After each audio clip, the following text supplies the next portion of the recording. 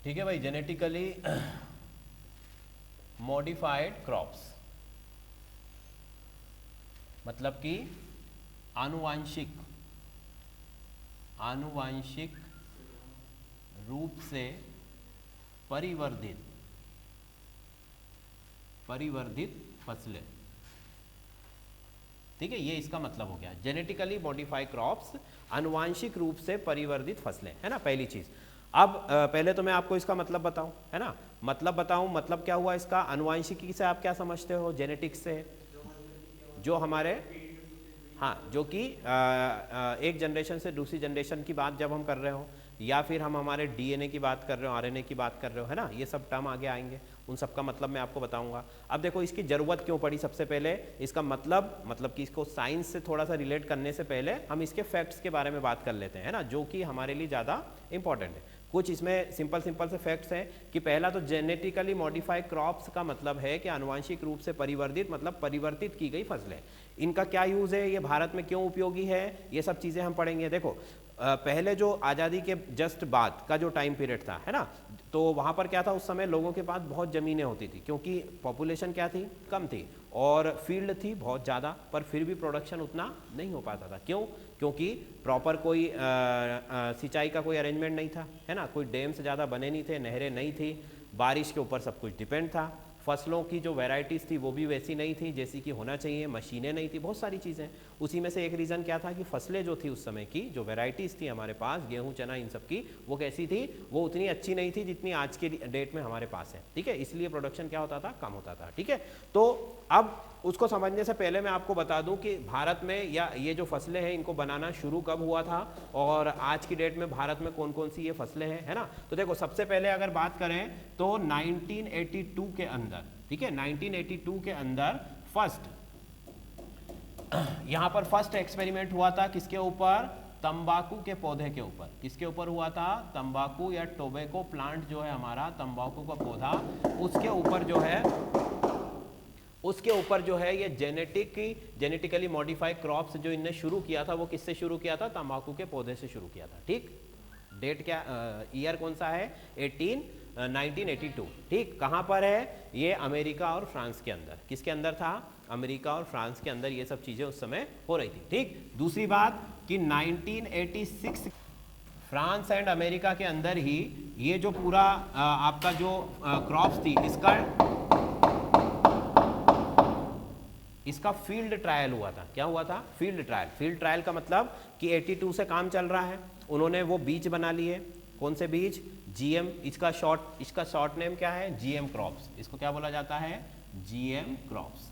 ठीक है, कहीं भी आपको पढ़ने में मिले तो कंफ्यूज नहीं होना, जीएम का मतलब वो ये जेनेटिकली मॉडिफाइड क्रॉप्स, है ना। तो उन्होंने इन 4 साल के अंदर 82 से 86 तक क्या कर लिया, वो बीज बना लिए, सीड्स बना लिए, और उन सीड्स को फिर किसानों को दे दिया गया आपकी फील्ड में लगाने के लिए, और वो उसको बोला जाता है फील्ड ट्रायल, है ना। जब प्रॉपर उसको लगा करके देखेंगे कि कैसा क्या वो रिजल्ट देता है, तो वो कब हुआ था, वो 1986 में फ्रांस और अमेरिका ने फील्ड ट्रायल जो है इसका शुरू कर दिया। ठीक है, इतनी बात क्लियर। आगे चलो तो 1989 में, ठीक है, इन्वायरमेंटल प्रोटेक्शन एक्ट, ठीक है, मतलब कि पर्यावरण सुरक्षा अधिनियम। ठीक है, पर्यावरण सुरक्षा अधिनियम जो है भारत के अंदर, किसके अंदर, भारत के अंदर जो है बना लिया गया था, और इसी के अंदर सारी चीज़ें ये आती हैं। देखो जनरली क्रॉप्स जब हम भी देखते हैं तो हमें लगता है कि ये कृषि से रिलेटेड होगा, तो एग्रीकल्चर जो मिनिस्ट्री है उसके अंदर ये सब चीज़ें आती होंगी, जो कृषि मंत्री है, हमारे कृषि विभाग है, उससे संबंधित होगा, पर ये उसके अंतर्गत नहीं आता है। ये किसके अंतर्गत आता है, पर्यावरण मंत्रालय के अंदर, मतलब कि जो इन्वायरमेंटल जो मिनिस्ट्री है हमारी, उसके अंदर ये सब चीज़ें आते हैं, तो ये हमको थोड़ा सा ध्यान रखना है। ठीक, पर्यावरण क्या रहा है, पर्यावरण सुरक्षा अधिनियम जो है उसके अंतर्गत 1989 में भारत के अंदर ये एक्ट बन चुका था, और इसी के जरिए फिर इससे रिलेटेड सारे फैसले या निर्णय लिए जाते हैं। ठीक, फिर भारत के अंदर जो है 2002 के अंदर पहला जीएम क्रॉप आया। मतलब क्रॉप तो पहले ही आ गया था, उसको परमिशन कब मिली?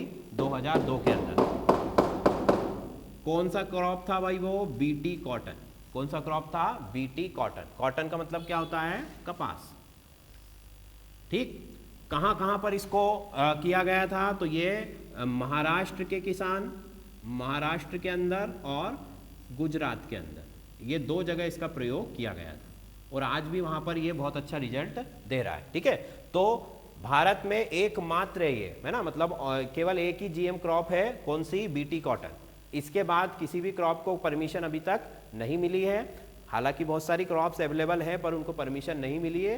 वो किस वजह से नहीं मिली है वो भी अभी आगे मैं आपको बताऊंगा। ठीक है, तो बीटी कॉटन 2002 में भारत से जो है इसमें इसके फील्ड ट्रायल चल रहे हैं, किसान इसको लगा रहे हैं और अच्छा रिजल्ट ये दे रहा है। ठीक, चलो अब बीटी कॉटन जो है इसके बारे में थोड़ा सा बता दूं कि बीटी कॉटन का फुल फॉर्म अगर मैं देखूं तो क्या है? बैसिलस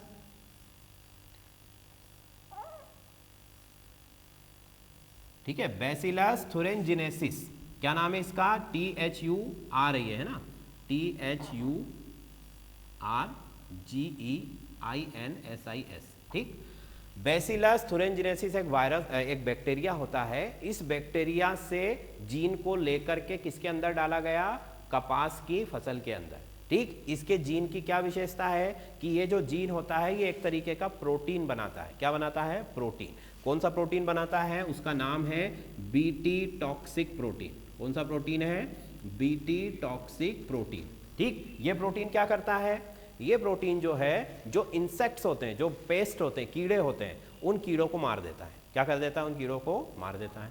कैसे मारता है? वो उनकी जो रेस्पिरेटरी ट्रैक होता है कीड़ों का, उसको क्या कर देता है? ब्लॉक कर देता है। ठीक है, तो रेस्पिरेटरी ट्रैक को, उनके श्वसन तंत्र को ये ब्लॉक कर देता है, बंद कर देता है, जिसकी वजह से वो मर जाते हैं और फसलों को कोई नुकसान नहीं पहुंचा पाते। मतलब कि जो बीटी कॉटन है हमारी, उसमें कीड़े कम लगते हैं। ठीक है, 80 से 85% उसमें इंसेक्ट्स जो होते हैं उनका जो उनका जो हम कह सकते हैं इफेक्ट है वो क्या हो जाता है? कम हो जाता है। ठीक, क्यों कम हो जाता है? क्योंकि वो किसका जीन है उसके अंदर? बैक्टीरिया का जीन है ना। वो बैक्टीरिया का जीन क्या करता है? एक ऐसा प्रोटीन बनाता है जिससे वो क्या हो जाता है? खत्म हो जाता है। पर उसका नुकसान क्या है कि वो प्रोटीन को ये तो नहीं पता है कि ये कीड़ा अच्छा है कि बुरा है। जो भी कीड़ा वहां पर उसको नुकसान पहुंचाने आएगा उसको क्या कर देगा? वो खत्म कर देगा। क्यों? देखो, इंसेक्ट्स भी दो टाइप के हैं, जो फसलों के लिए अच्छे भी होते हैं और कुछ बुरे भी होते हैं। बुरे मतलब जो नुकसान पहुंचाएंगे, अच्छे से मतलब जो पॉलिनेशन वगैरह में हेल्प करेंगे, है ना, परागण भी तो होना पड़ेगा फसलों के अंदर। तो उस वजह से जो है कुछ लोग इन सब चीज़ों का विरोध करते हैं कि ये जो क्रॉप्स हैं ये अच्छी नहीं है ना। और भी रीजंस है, वो एक एक करके हम देखेंगे। तो बैसिलस थुरिनजिनेसिस जो है बीटी टॉक्सिक प्रोटीन बनाता है और ये प्रोटीन जो है कॉटन की फसल जो होती है हमारी, ठीक, उसमें एक इंसेक्ट्स होता है बॉलवर्म। उस इंसेक्ट को जो है या उस पेस्ट को जो है ये खत्म कर देता है, इसको किल कर देता है। ठीक, बात समझ में आ गई?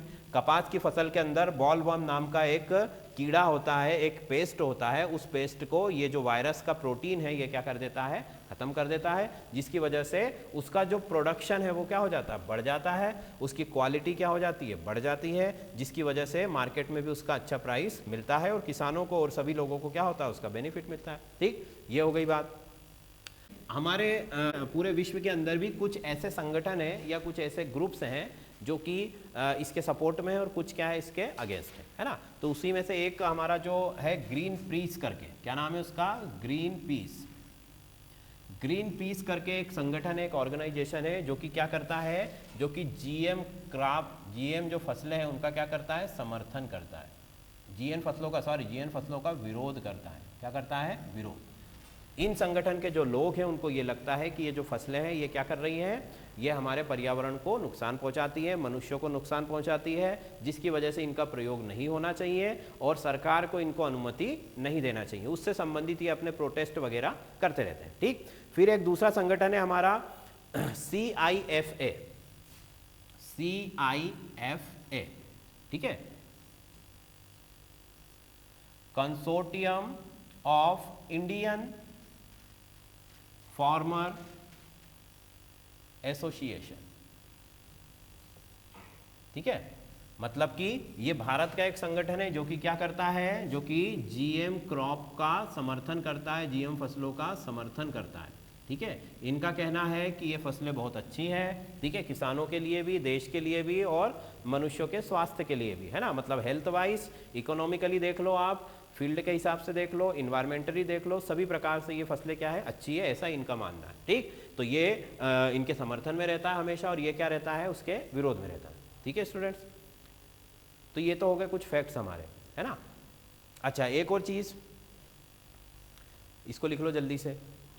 हमारे यहाँ पर सोयाबीन जो है, सोयाबीन का नाम सुना है सबने। सोयाबीन की जो फसल है उसमें भी एक वैरायटी जो है वो ऑलरेडी बन चुकी है, DMH11। ये सॉरी सोयाबीन नहीं, ये मस्टर्ड है। ठीक है, मस्टर्ड का मतलब सरसों।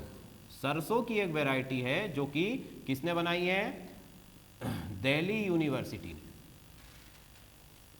यूनिवर्सिटी ने बनाई है। ठीक है, और पर इसको अभी परमिशन नहीं मिली है। ऑलरेडी उन्होंने इसको मॉडिफाई करके रख लिया है, सारी चीज़ें हो चुकी हैं, पर सरकार ने इनको अनुमति नहीं दी है। ठीक है, तो एकमात्र कौन सी है जिसको अनुमति दी है, BT कॉटन। ठीक, उसके अलावा बहुत सारी वैरायटी बन चुकी है, उसी में से एक DMH11 जो मस्टर्ड की एक वैरायटी है, वैरायटी नहीं बोलेंगे इसको, हम क्या बोलेंगे, इसको मॉडिफाई क्रॉप बोलेंगे, है ना। तो इनको अभी परमिशन नहीं मिल पाई।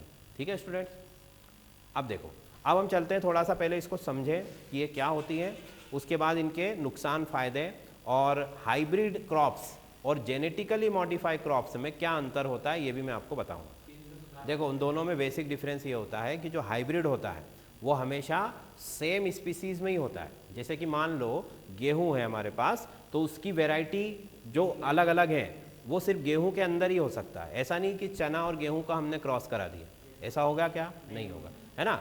हाइब्रिड में ये कंडीशन होती है कि सेम वेराइटी जो है आपकी, वो जो उसके अंदर जितनी भी स्पीसीज़ है उन सब का हम क्रॉस कर सकते हैं। उससे क्या होगा कि कुछ क्वालिटी उसमें एक स्पीसीज़ की आ जाएगी, कुछ दूसरी की आ जाएगी। मान लो एक गेहूं जो है वो बहुत अच्छा प्रोडक्शन देता है, दूसरा जो गेहूं है वो कीड़ों से बचाता है, तो दोनों का क्रॉस करा दिया तो दोनों गुण उसके अंदर आने की संभावना होती है ना। वो जरूरी नहीं आ जाए, क्योंकि होता है ना भाई, जैसे कि हमारे अंदर भी कुछ क्वालिटी हमारे पेरेंट्स की होती है, कुछ हमारे ग्रैंड पेरेंट्स की होती है, तो वो जीन कब कहाँ पर प्रेजेंट होगा, कब कहाँ से वो जो है निकल जाएगा, वो उस जीन के ऊपर निर्भर करता है। ठीक है, तो उसमें संभावना होती है। पर जेनेटिक इंजीनियरिंग क्या है, इसमें ऐसा कुछ नहीं है।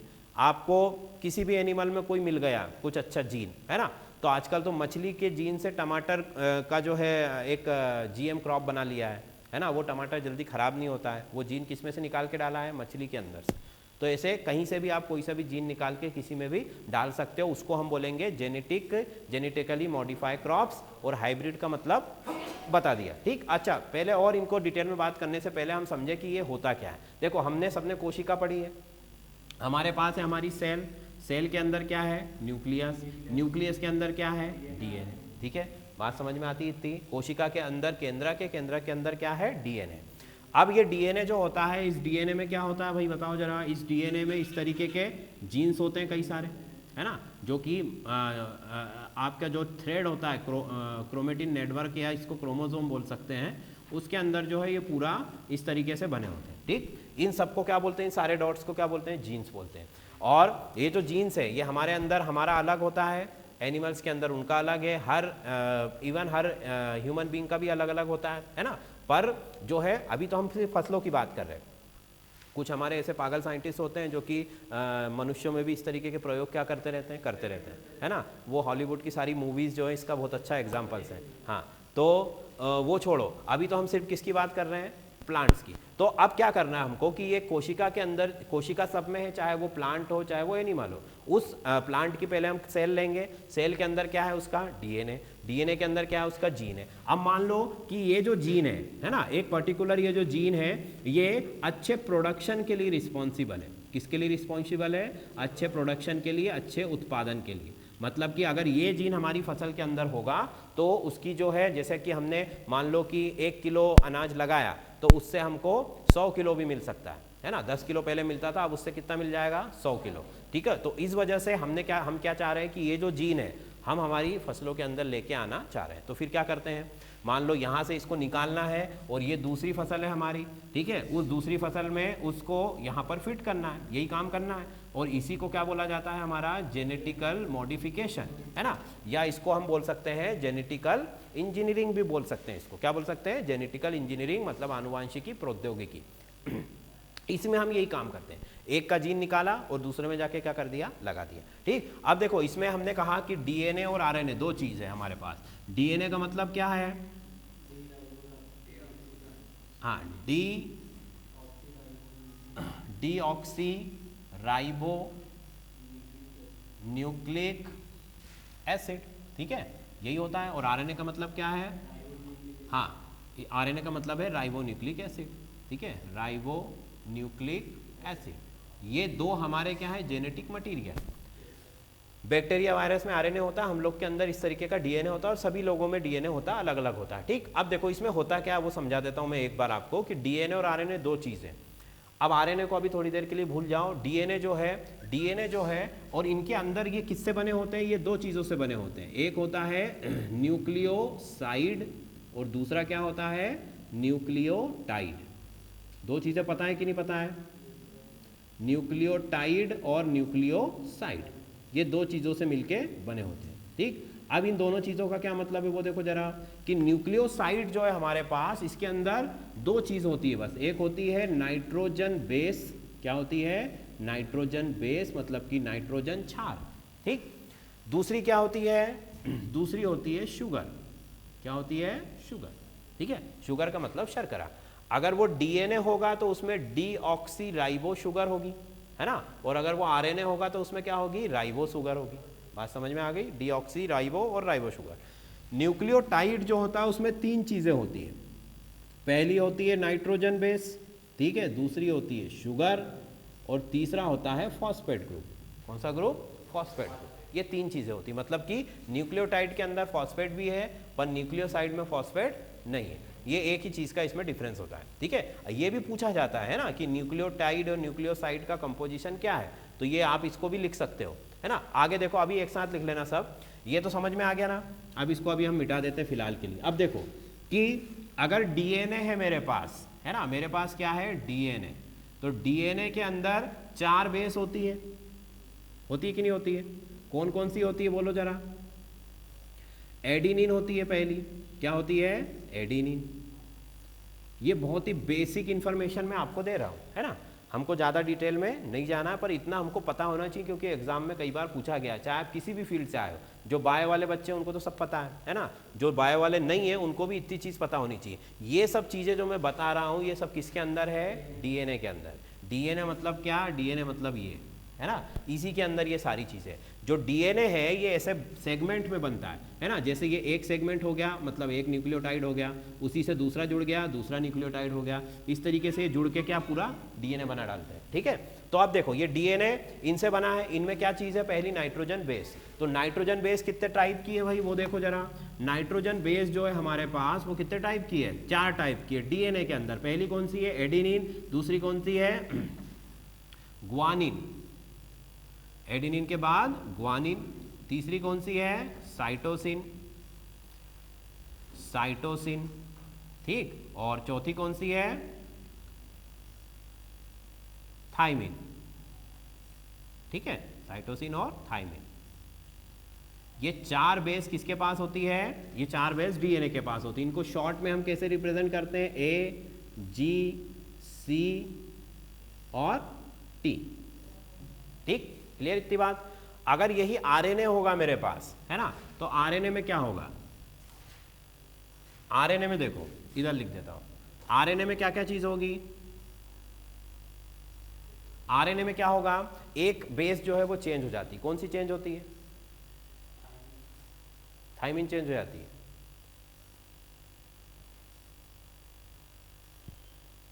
कौन सी चेंज होती है? नहीं पता? अच्छा, तो फिर इतना याद रख लो कि आरएनए में जो है वो क्या होती है? यूरेसिल होती है। क्या होती है? Uracil base. ठीक है, आरएनए में क्या होती है? Uracil base. मतलब कि डीएनए में जो एक बेस है वो हमारी चेंज हो जाएगी, उसकी जगह पर बाकी की 3 क्या है? सेम रहेंगी, और एक क्या हो जाएगी? चेंज हो जाएगी। उसकी जगह कौन सी आ जाएगी? यूरेसिल। ठीक है, हाँ, ठीक है, इसकी जगह क्या आ जाएगी? यूरेसिल। क्लियर इतनी बात? ये किसका कंपोजिशन है? डीएनए और आरएनए का। अब देखो अगला कौन सा है? शुगर।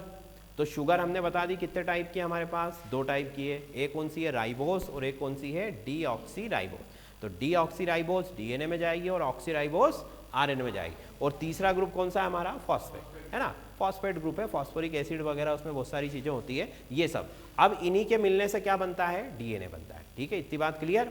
अब देखो इसको पहले नोट कर लो, फिर आगे हम देखते हैं कि आखिर ये करते कैसे हैं उसको, है ना? जेनेटिकली मॉडिफिकेशन कैसे होता है।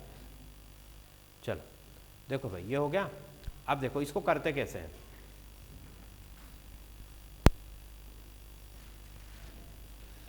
जैसे कि धान का जो फसल होती है हमारी, है ना, धान की फसल, धान की जो क्रॉप है उसके अंदर हमें रिक्वायरमेंट किसकी होती है? नाइट्रोजन स्थिरीकरण की। किसकी होती है? नाइट्रोजन स्थिरीकरण, फिक्सेशन। ठीक है, नाइट्रोजन फिक्सेशन की रिक्वायरमेंट होती है। मतलब कि मान लो ये हमारा धान का प्लांट है ना, इसकी जो आपकी जो जड़ें हैं, उस जड़ों के अंदर आपको जो है नाइट्रोजन फिक्स करना है। मतलब एनवायरनमेंट में नाइट्रोजन घूम रही है ना, उस नाइट्रोजन को कहाँ लाना है? इसकी जड़ों में। अगर ये आ गई तो क्या होगा कि इससे जो है इसकी ग्रोथ बहुत अच्छी होगी और इसमें बीमारियां कम लगेगी, नाइट्रोजन की रिक्वायरमेंट इसकी पूरी हो जाएगी। आपको बाहर से पेस्टिसाइड नहीं डालना पड़े, मतलब सॉरी, बाहर से आपको कोई भी फर्टिलाइजर नहीं डालने पड़ेंगे केमिकल वाले। हम डालते हैं ना खेत के अंदर, यूरिया डालते हैं, यूरिया में क्या है? नाइट्रोजन है ना, नाइट्रोजन कार्बन कंपाउंड है। तो इस तरीके से हमको उसकी रिक्वायरमेंट हमें पूरी नहीं करना पड़ेगी, वो खुद ही कर लेगा। और अगर वो खुद करेगा मतलब वो अच्छी क्रॉप होगी। वो जैसे कि आजकल हम देख रहे हैं ना, टॉक्सिक इफेक्ट जो आते हैं हमारे खाने पीने की चीज़ें, सभी जगह केमिकल का यूज हो रहा है, तो उस वजह से ये अगर नेचुरल हो जाएगा वो काम तो वो अच्छा होगा, है ना। तो उसको करने के लिए क्या किया कि धान के पौधों के अंदर ही, है ना, एक शैवाल उगती है, एक एल्गी उगती है, उसको क्या कहा जाता है? Blue green algae. कौन सी एल्गी है? Blue green algae. ठीक, मतलब कि नीली हरी शैवाल, नीली हरी शैवाल। ठीक, ब्लू ग्रीन एल्गी या नीली हरी शैवाल। ये नीली हरी शैवाल जो है, इसमें ऐसा जीन पाया जाता है जो किसके लिए रिस्पॉन्सिबल होता है? नाइट्रोजन फिक्सेशन के लिए। तो फिर क्या किया हमने? जेनेटिक इंजीनियरिंग के थ्रू इस नीली हरी शैवाल की कोशिकाएं ली, है ना, उन कोशिकाओं में क्या किया? उन कोशिकाओं के अंदर से उस जीन को निकाला, उस जीन को बाहर निकाला। ठीक, और उस जीन को बाहर निकाल के फिर हमने क्या कर दिया? इसके अंदर फिक्स कर दिया। ठीक, हालांकि ये सब चीज़ें इतनी आसान नहीं होती है, बहुत सारी चीज़ें इसके अंदर होती है, वो अभी मैं एक एक करके आपको शॉर्ट में बताऊंगा। ठीक है, मोटा मोटा अगर समझे तो क्या किया कि नीली हरी शैवाल में एक अच्छा जीन था, उस जीन को निकाल के हमने किस में डाल दिया? धान की फसल में डाल दिया, जिससे कि अब वो खुद क्या कर लेगा? उसका फिक्सेशन का काम कर लेगा, जिससे कि हमको उसमें बाहर से कुछ डालने की ज़रूरत नहीं पड़ेगी और हमारी क्रॉप जो है उसका प्रोडक्शन के लेकर के सारी चीज़ें बेटर हो जाएगी दूसरी चीज़ों के कंपेयर में। ठीक, अब देखो इसको करते कैसे हैं। ये तो हमने आपको बता दिया कि इस तरीके से होता है। अब इसको करने के लिए क्या किया जाता है? सबसे पहले जो आपने ब्लू ग्रीन एल्गी ली, इस ब्लू ग्रीन एल्गी के जो डीएनए सैंपल्स हैं उनको पहले तो सेपरेट किया जाता है। किससे? आपकी सेल से, है ना। कई तरीके के, देखो जैसे कि हम नॉर्मल अगर कोई कंस्ट्रक्शन करते हैं तो उसमें हम टूल्स यूज़ करते हैं, है ना, कई तरीके की मशीनें यूज़ करते हैं, आपके औजार यूज़ करते हैं। यहाँ पर हम क्या टूल यूज़ करते हैं? हमारे पास 2 ही टूल है, एक तो हमारा माइक्रोस्कोप और दूसरा एंजाइम्स। दूसरा कौन सा है? एंजाइम्स। एंजाइम्स सारे काम करेंगे, मतलब अगर आपको जीन वहाँ से हटाना है उसके लिए अलग एंजाइम है, वो उस जीन को वहाँ से लेके आएंगे, और अगर उसको कहीं फिक्स करना है तो उसके लिए भी क्या है? अलग एंजाइम्स है। वो एंजाइम्स ही अपना काम करते हैं, हमें केवल रिक्वायरमेंट के हिसाब से उस एंजाइम को वहाँ पर यूज़ करना होता है। ठीक, अब वो एंजाइम बहुत प्रकार के हैं, हर काम के लिए अलग एंजाइम है, उनको हमको याद रखने की ज़रूरत नहीं है।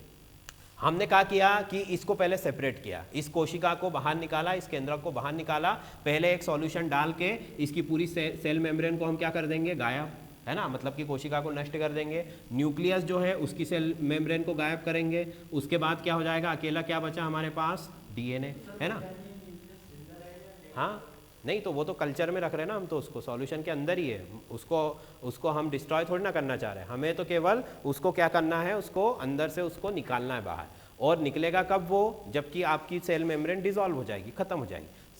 आपका जब सेल डिवीजन होता है तब भी यही सब चीज़ें होती है, वो सेल खुद करती है। अब हमको यहाँ करना है ना, तो ये बाहर निकाल लिया इसको, डीएनए को अंदर। अब फिर हमने क्या करा कि इसके अंदर उस जीन की जो है, अब देखो उस जीन को खोजने के लिए बहुत सालों का रिसर्च लगता है। मतलब कि जैसे कि ब्लू ग्रीन एल्गी में वो जीन है जो क्या करता है? नाइट्रोजन फिक्सेशन करता है।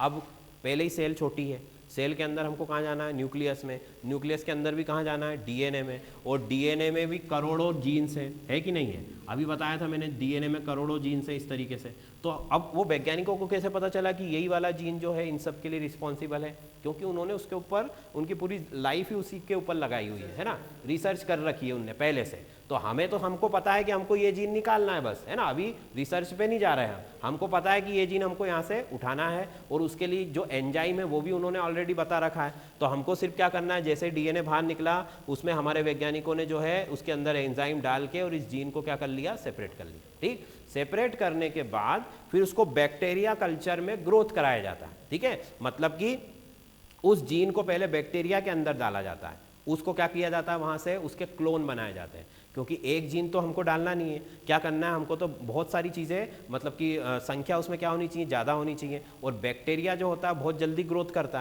है ना, फटाफट अपनी संख्या बढ़ा देता है, जिसकी वजह से हम उसके अंदर डाल देते हैं। अलग अलग जीन के लिए अलग अलग बैक्टीरिया होते हैं, वो भी एक अलग पूरा सब्जेक्ट है ना। उसके अंदर डाला बैक्टीरिया के अंदर, बैक्टीरिया ने उसकी बहुत सारी कॉपी बना दी। ठीक, कॉपी बनाने के बाद फिर उसको हम क्या करते हैं, उसका संवर्धन, मतलब कि फिर से उसको जैसे धान की फसल के अंदर डालना है उसके अंदर हम उसको फिक्स करके उस सेल की ग्रोथ कराते हैं, है ना। उस सेल की ग्रोथ करा करके फिर प्रॉपर जो है उससे वो जीन उसमें एक कुछ टाइम पीरियड के बाद वो उसको एक्सेप्ट कर लेता है, मतलब कि हम कह सकते हैं कि अब ये जो क्रॉप है हमारी वो क्या हो गई है, रेडी हो गई। ठीक, तो इसमें से निकाला, बैक्टीरिया में डाला, बैक्टीरिया में डाल के फिर बैक्टीरिया से उसको किस में ट्रांसफ़र किया, उसको हमारी फसल के अंदर, हमारी क्रॉप के अंदर ट्रांसफ़र किया। ऐसा हम एक हमारे दिमाग में ध्यान रख सकते हैं। ठीक, हालांकि बहुत कॉम्प्लिकेटेड चीज़ें हैं इसके अंदर, और बहुत सारे एंजाइम और बहुत टाइम लगता है उसके अंदर।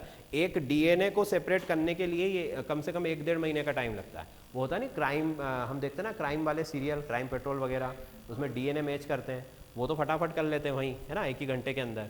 पर ऐसा नहीं होता है, एक डीएनए मैच करने के लिए कम से कम आपको 4 हफ्ते का समय चाहिए।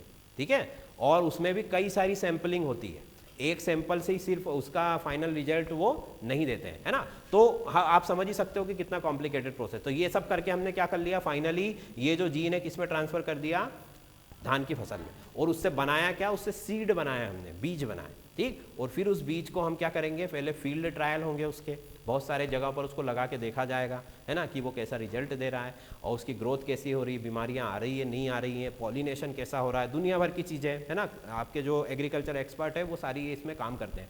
फाइनली फिर उसको जा करके जो है बाहर दिया जाता है, फिर अगर गवर्नमेंट उसको परमिशन दे दे तो फिर वो लोगों में बांट दिया जाता है। अब देखो इनके साथ होता क्या है, पहला तो इसमें इतनी सारी सब रिसर्च हो रही है, तो ऑलरेडी ये बहुत महंगा होगा कि नहीं होगा भाई, जो सामान्य बीज है उसकी तुलना में ये कैसा होगा, महंगा होगा। तो पहली समस्या तो वही हो गई, इसीलिए किसान इसको ज़्यादा यूज़ नहीं करते। हमारे देश के अंदर इतना क्रेज़ इसका नहीं है। क्यों?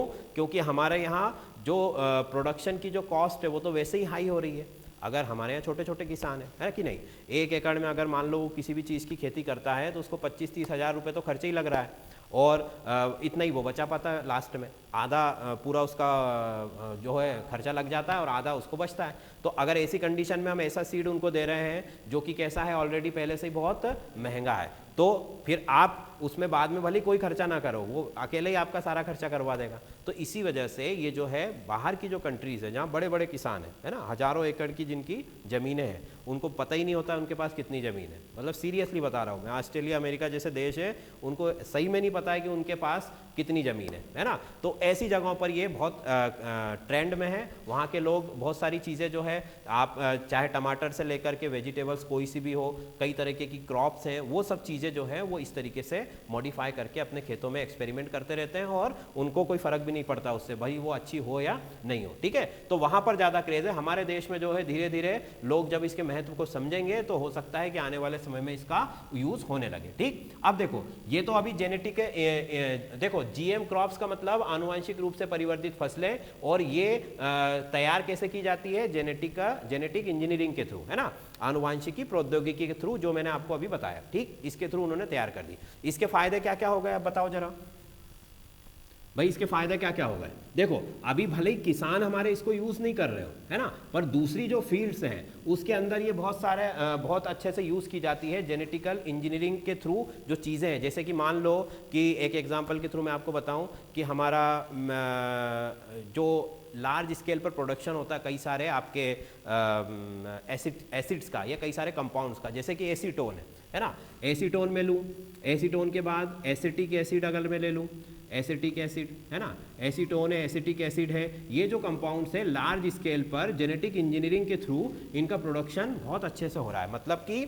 ऐसी चीज़ें बनाई गई हैं जो नेचुरली इनका निर्माण करती हैं और फटाफट करती है जल्दी से बड़ी मात्रा के अंदर, ठीक है। तो भले किसान इसका उपयोग नहीं कर पा रहे हो, हम दूसरे फील्ड में जो जेनेटिक इंजीनियरिंग है हमारी उसका यूज़ हम कर रहे हैं, ठीक। आप मेडिकल के फील्ड में चले जाओ, है ना, हमारी जो चिकित्सा पद्धति उसमें भी इसका बहुत ज़्यादा यूज़ होता है, ठीक। पर अभी तो हम किसकी बात कर रहे हैं, हम केवल एग्रीकल्चर से रिलेटेड बात कर रहे हैं। तो देखो जेनेटिक जो क्रॉप्स है हमारी उनके क्या क्या फ़ायदे हो सकते हैं अगर वो आती है किसके अंदर, अगर हमारे किसान जो है उसको यूज़ करते हैं। सबसे पहला तो वो क्या करेगी, हाई प्रोडक्शन करेगी। क्या देगी वो, हाई प्रोडक्शन, मतलब कि जो उत्पादन है वो कैसा होगा, उच्च उत्पादन।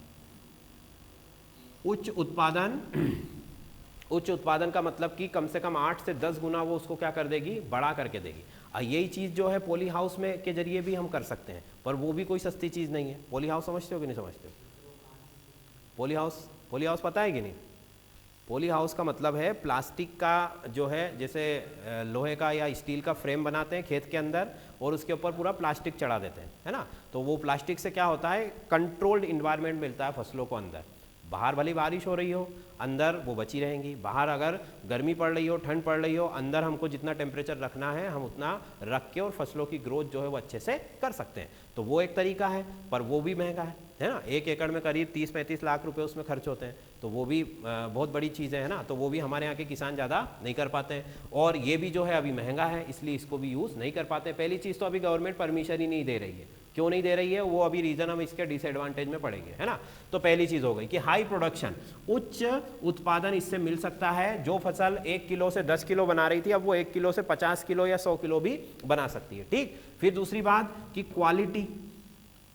क्वालिटी भी कैसी है, इसकी गुणवत्ता कैसी है, वो भी उच्च है। मतलब कि इसकी जो क्वालिटी है दूसरी फसलों की तुलना में वो अच्छी है। मतलब कि भले ही उसके अंदर उसका जो बाहर से अगर आप उसको देखोगे, है ना, उसका जो जैसे कि आपने कोई गेहूं लिया या कोई भी क्रॉप्स ली या टमाटर ही लिया, वो दिखने में बहुत अट्रैक्टिव लगेगा, है ना, मतलब कि बिल्कुल फ्रेश लगेगा, है ना, उसके ऊपर कोई भी दाग धब्बे नहीं होंगे। तो भाई जो चीज़ें अच्छी दिखती हैं कस्टमर पहले उन्हीं को लेता है। अब वो अंदर से कैसी निकलती हैं वो बात की बात है, पर जो फर्स्ट उसका व्यू होता है वो कैसा होता है, बहुत ही अच्छा होता है। मतलब कि उसकी क्वालिटी, अपीरियंस वो कैसा होता है, बहुत अच्छा होता है, ठीक। अब उसके अंदर के जो क्वालिटीज़ है ना, उसका टेस्ट वगैरह वो सब डिपेंड करता है अलग अलग चीज़ों पर कि आप उसमें कैसी, उसको उगाते समय उसमें आपने क्या क्या डाला है, क्या क्या है, वो अलग चीज़ है। पर वो भली अच्छी हो ना हो, उसका जो अपीरियंस है बाहर से देखने पर वो कैसा होता है, बहुत अच्छा होता है, ठीक। तो उससे होगा क्या कि भाई उससे इनकम बढ़ेगी, किसकी,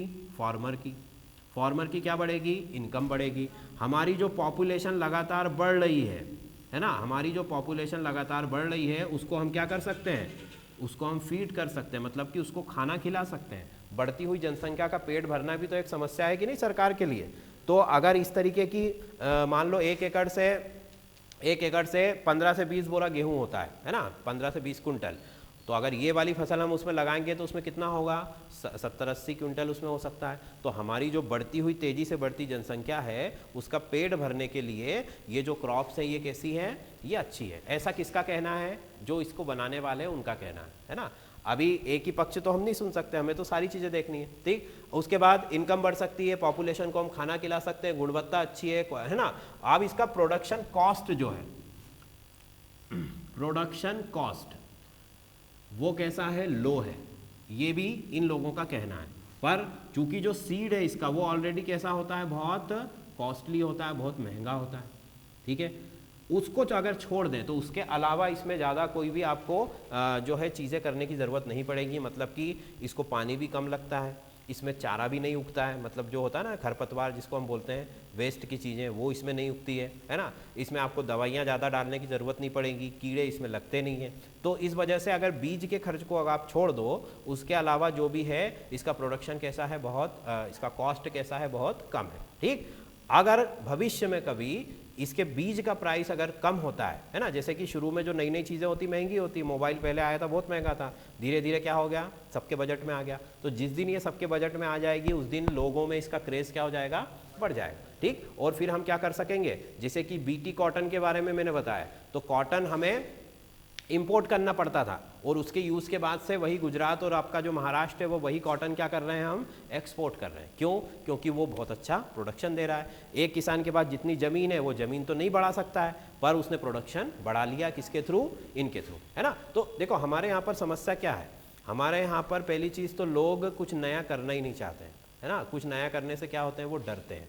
उसका रीज़न क्या है, फाइनेंशियली स्ट्रांग नहीं है, अपनी छोटी छोटी ज़मीनें हैं जिसकी वजह से वो रिस्क नहीं लेना चाहते। भाई अगर एक साल उन्होंने हमारे कहने पे या सरकार के कहने पे कुछ नया करा और उनको कुछ फ़ायदा उसमें नहीं हुआ तो वो तो उनका बजट पूरा बिगड़ जाएगा। तो ये प्रयोग कौन लोग कर सकते हैं, जो फाइनेंशियली अच्छे हों, जो बड़े बड़े किसान होते हैं, सरकार उन्हीं से संपर्क करके इस तरीके के प्रयोग करती रहती, चाहे वो पॉली हाउस के हो चाहे वो दूसरी चीज़ों के हो, है ना। चलो तो ये इसको जल्दी से नोट कर लो, फिर इसके डिसएडवांटेज बता देता हूँ मैं, ठीक। ये इसके सारे एडवांटेज हो गए।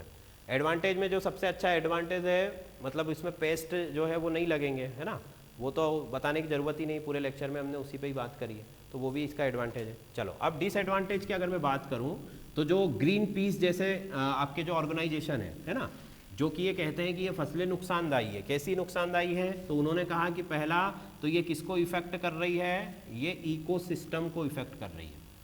इकोसिस्टम को कैसे इफेक्ट कर रही है, मतलब कि जो आपका पारिस्थितिकी तंत्र है उसको क्या कर रही है, ये प्रभावित कर रही है।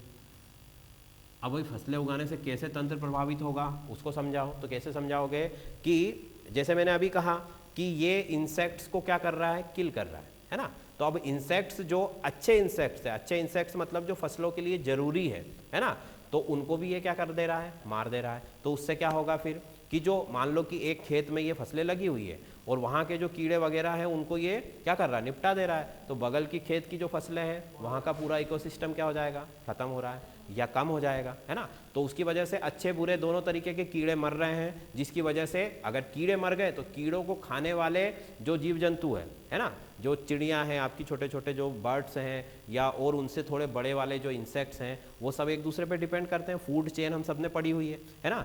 ये कीड़े को थोड़ा बड़ा कीड़ा खाएगा, उसको चिड़िया खा जाएगी, चिड़िया को बाज खा जाएगा, और वो बहुत सारी लंबी चीज़ें है ना। तो वो पूरा इकोसिस्टम क्या है, तबाह हो रहा है। क्यों हो रहा है, इन फसलों की वजह से। क्यों हो रहा है, क्योंकि ये कीड़ों को मार रही है। अब लोगों का कहना है कि भाई कीड़ों को तो हम पेस्टिसाइड डालते हैं उससे भी मर जाते हैं, मरते कि नहीं मरते हैं कीड़े, ठीक है, तो उससे भी मर जाते हैं, तो उससे इकोसिस्टम प्रभावित क्यों नहीं हो रहा है, ठीक है। क्यों, क्योंकि पेस्टिसाइड का असर कुछ देर के लिए होता है, 1 2 4 दिन 10 दिन के लिए होता है कि नहीं होता है, वो कोई हमेशा के लिए तो नहीं होता है। पर ये तो हमेशा ही क्या है, तैयार खड़ी हुई है ना, तलवार लेके बिल्कुल, जो कीड़ा आएगा उसको क्या कर देगी, ये मार देगी। तो मतलब इससे ज़्यादा नुकसान है। पेस्टिसाइड आप डालते हो तो उसकी जो स्मेल होती है उसी से आधे तो जो हमारे जो अच्छे वाले इंसेक्ट्स होते हैं वो वैसे ही दूर चले जाते हैं, है ना। उसके बाद आपने डाला, कुछ देर तक उसका असर रहता है, जैसे ही आप सिंचाई करते हो तो वो सारा असर क्या हो जाता है, उसका खत्म हो जाता है। पर इसमें ऐसा कुछ नहीं है, ये तो उसके जीन के अंदर डाला हुआ है, तो यहाँ से ज़्यादा नुकसान है। तो पहली चीज़ ये हो गई। दूसरा कि अब ह्यूमन की जो हेल्थ है ना, ह्यूमन की जो हेल्थ है उसको भी क्या कर रहा है, मानव स्वास्थ्य को ये प्रभावित कर रहा है। कैसे कर रहा है भाई, मानव स्वास्थ्य को प्रभावित मानव स्वास्थ्य को प्रभावित कर रहा है। इनका ये कहना है कि ये जो आपने मॉडिफिकेशन जीन्स के अंदर किया है, उस जीन से इसमें भले ही शायद प्रोडक्शन बढ़ गया, सब कुछ बढ़ गया, पर जो इसको खाने वाले लोग हैं, है ना, उनके स्वास्थ्य पर इसका विपरीत प्रभाव पड़ता है। ठीक है, कैसे पड़ता है कि उनको प्रॉपर क्वालिटी वाली चीज़ें जो है, भाई जैसे हम अगर किसी प्लांट को खा रहे हैं तो हम तो उसकी सारी चीज़ें डाइजेस्ट कर रहे हैं ना, चाहे वो सेल हो, न्यूक्लियस, सब कुछ हो, है ना। तो मतलब जो प्रॉपर पोषण हमको मिलना चाहिए वो इनसे नहीं मिल रहा है। कैसे, जैसे कि मान लो, उसका एग्जाम्पल आप ऐसे समझ सकते हो कि हमने, हमारी देसी गाय होती है ना, देसी गाय से हमने क्या बनाया, HF बनाया। HF भी एक गाय होती है ना, या हमारी देसी गाय बहुत सारी होती, कोई सी ब्रीड आप ले सकते हो। तो देसी गाय का जो दूध है वो दूध कम देती है, पर उसकी दूध की जो क्वालिटी है, उसके दूध में जो पोषण है वो कैसा है, ज़्यादा है। क्यों ज़्यादा है, क्योंकि वो हाइब्रिड नहीं है, उसमें उसके अलावा किसी का जीन्स नहीं है। पर जैसे ही आपने हाइब्रिड करा, HF आया, HF ने क्या किया, HF ने बहुत ज़्यादा दूध दे दिया। 10 लीटर की गाय थी वो 50 लीटर भी दूध देती है, एचएफ गाय कहीं ऐसी होती है, पर उनके दूध में वो क्वालिटी होगी क्या? नहीं होगी। आप वो दूध आपको अगर देखोगे ना, जिसने अगर ओरिजिनल दूध पिया हुआ है जैसे भैंस वगैरह का, उसके सामने तो वो पानी है ना। तो वो है क्यों? क्योंकि उसी भाई गाय तो गाय है ना, उसको आप उसके शरीर में आपने ऐसा कुछ परिवर्तन तो किया नहीं है, उसी मटेरियल को आपने जो 10 लीटर दूध बनता था उसी से आपने क्या बना दिया, 20 लीटर या 25 लीटर बना दिया, तो वो तो ऑलरेडी उसकी क्वालिटी क्या हो जाएगी, कम हो जाएगी। उसके अलावा आप देखोगे कि एचएफ जो है बहुत ज़्यादा बीमार पड़ती है, उनको हमारे जैसा पूरा रूम चाहिए रहने के लिए, है ना। तो ये चीज़ें होती। तो हाइब्रिड फसलों के साथ उनका भी यही कहना है कि मानव स्वास्थ्य पर यह क्या करेंगी, विपरीत प्रभाव डालेगी, क्योंकि इनको हम खा रहे हैं और इनमें वो क्वालिटी नहीं है जो ओरिजिनल में होती है। ठीक, इसकी वजह से ये क्या करेंगी, हमको नुकसान पहुँचाएगी। तो पर्यावरण पर प्रभाव डालेगी, लोगों को नुकसान पहुँचाएगी। फिर उनका कहना है कि भाई जो इसका सीड है वो कैसा है, बहुत ही महंगा है ना, तो उससे भी किसान क्या हो रहे हैं, प्रभावित हो रहे हैं। तो गवर्नमेंट कह रही कि हम इसको तो सॉर्ट आउट कर सकते हैं, भाई चीज़ें तो सब्सिडी दे सकती है गवर्नमेंट, अच्छे सब्सिडी दे सकती है, उसको छूट दे सकती, कई तरीके की चीज़ें कर सकती, पर ये जो इफेक्ट है इनको वो जो है नहीं कर सकती। ठीक, अगला देखो, तो अगर इकोसिस्टम जो है प्रभावित होगा तो उसके साथ एक और चीज़ हो सकती है कि बायोडाइवर्सिटी। बायोडाइवर्सिटी समझते हो कि नहीं? जैव विविधता, है ना। क्या होती है जैव विविधता? जैव विविधता क्या होती है? जैव विविधता का मतलब कि किसी क्षेत्र के अंदर कितने प्रकार के जीव जंतु होते हैं, है ना, कि कितने टाइप्स के आपके जो है एनिमल्स वहाँ पर पाए जाते हैं। जितने ज़्यादा टाइप होंगे उतना ही ज़्यादा वहाँ का इकोसिस्टम क्या होगा, रिच होगा, है ना, वहाँ का इकोसिस्टम समृद्ध होगा, जिसकी वजह से फसलों से लेके पेड़ पौधे तक सबको क्या होगा, फायदा होगा। पर यहाँ पर इकोसिस्टम प्रभावित है तो जैव विविधता भी क्या होगी, प्रभावित होगी। ये तो हमने कहा ना कि भाई ये कीड़ों को मार रहा है तो उसको खाने वाले सारे जीव प्रभावित होंगे, और वो जीव अगर मरेंगे तो बायोडाइवर्सिटी उस क्षेत्र की क्या हो जाएगी, खत्म हो जाएगी। हमें पता है ना कि जो हमारा फील्ड है, जो खेत है, वो अपने आप में एक इकोसिस्टम है ना, और अगर वहाँ पर कुछ चेंजेस एक लेयर पे भी होगा तो पूरी चेन क्या हो जाएगी, प्रभावित हो जाएगी, इफेक्ट हो जाएगी। तो ये सब चीज़ें जो है इसकी डिसएडवांटेज है, जो इन लोगों का कहना है कि इस तरीके से ये जो फसलें हैं ये इनको क्या कर रही हैं, प्रभावित कर रही हैं। ठीक है स्टूडेंट्स, तो जीएम क्रॉप्स क्या है? जीएम क्रॉप्स का मतलब जेनेटिकली मॉडिफाइड क्रॉप्स, आनुवांशिक रूप से परिवर्धित फसलें। ठीक, दूसरी चीज जीएम क्रॉप सबसे पहले कब कौन से प्लांट के ऊपर स्टार्ट हुई थी? टेबेको, तंबाकू के पौधे के ऊपर इसका प्रयोग किया गया था। ठीक, और कब किया गया था? 1982 के अंदर। ठीक, फिर 1986 के अंदर इसका फील्ड ट्रायल हुआ था पहली बार, किसके द्वारा? फ्रांस और अमेरिका के द्वारा। ठीक, हमारे यहाँ पर इसका अधिनियम कब बना था? 1989 मतलब 1989 के अंदर, जिसको कि हम क्या कहते हैं, इन्वायरमेंटल प्रोटेक्शन एक्ट, है ना, पर्यावरण सुरक्षा अधिनियम। ठीक, उसी के अंदर ये सारी चीज़ें जो है लिखी जाती है या उसको कंट्रोल किया जाता है। ये सब कुछ एग्रीकल्चर मिनिस्टर जो होते हैं उनके अंडर में नहीं आता, ये किसके अंडर में आता है? पर्यावरण जो मंत्री है उसके अंडर में आएगा। ठीक, दूसरा हमारे यहाँ पर सबसे पहली कौन सी क्रॉप थी जो मॉडिफाई थी? BT cotton. कौन सी थी? BT cotton. बीटी कॉटन 2002 में गवर्नमेंट ने उसको अप्रूव किया था। ठीक, बीटी कॉटन ने क्या किया, उसके अंदर क्या था? बैक्टीरिया। उस बैक्टीरिया से क्या होता है? बीटी टॉक्सिक प्रोटीन बनता है। वो प्रोटीन क्या करता है? कीड़ों की रेस्पिरेटरी सिस्टम को बंद कर देता है, जिससे वो मर जाते हैं। ठीक, और इसी वजह से उसमें कीड़े नहीं लगते। ठीक, उसके बाद क्या था हमारा? कुछ ऐसे संगठन के नाम मैंने आपको बता ही दिए, है ना।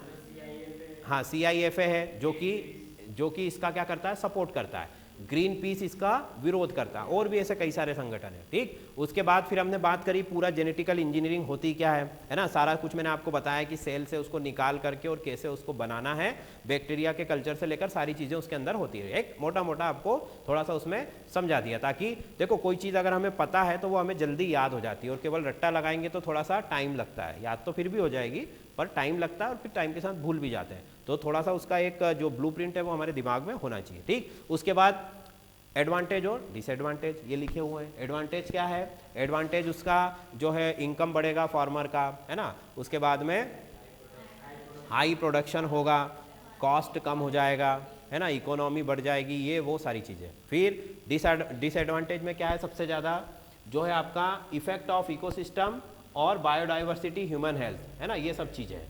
ये तीन जो है इसके मेजर डिसएडवांटेज है जिनको सॉर्ट आउट करना जरूरी है। है ना, इकोसिस्टम और बायोडाइवर्सिटी, क्योंकि ये अगर हमारे यहाँ पर जनसंख्या इतनी तेजी से बढ़ी है कि इन्होंने सब कुछ क्या कर दिया है, तबाह कर दिया है। और अगर अब हम ऐसी चीज़ों का यूज़ करेंगे तो हमारा जो इकोसिस्टम है वो क्या हो जाएगा, ख़त्म हो जाएगा, जिसकी वजह से ना तो टाइम पर कभी बारिश होगी, है ना, वो तो अभी भी नहीं हो रही है पॉल्यूशन वगैरह की वजह से, ये सब उसी वजह से हो रहा है ना तो टाइम पर बारिश हो रही है, अगर बारिश नहीं होगी तो डैम से पानी भी नहीं आएगा, पानी नहीं आएगा, बिजली नहीं बनेगी, मतलब कि ये सब चीज़ें जुड़ी हुई है, तो वो सब क्या होंगी, इफेक्ट हो जाएंगी, जिससे कि एक फसल को गलत लगाने से इतनी सारी चीज़ें हो रही है। हालांकि ऐसा एक दिन में भी नहीं होगा, एक साल में भी नहीं होगा, पर हमारी नेक्स्ट जनरेशन के लिए ये सब चीज़ें क्या करेंगी, नुकसान करेगी। तो इसी वजह से गवर्नमेंट इस पर इतना विचार कर रही है। ठीक है स्टूडेंट, तो ये जेनेटिकली मॉडिफाइड क्रॉप्स हैं। अगर इसमें अगर आपको कोई दिक्कत हो तो